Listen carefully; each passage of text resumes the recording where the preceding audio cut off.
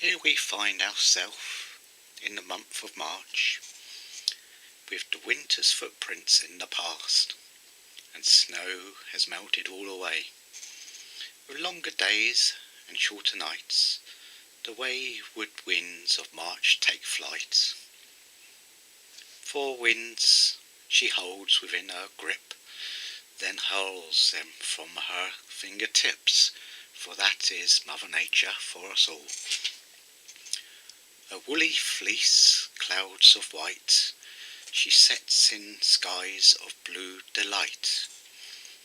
Her wild bouts of gusty breeze roar through the valleys, hills and trees.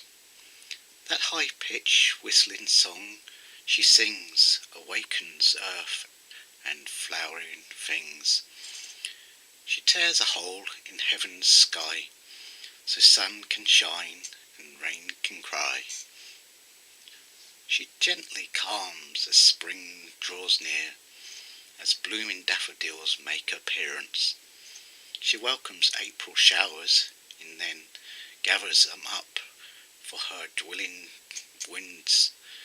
Now along her journey she sends many things, knowing she'll be back away along this time again, upon a cold late winter's day.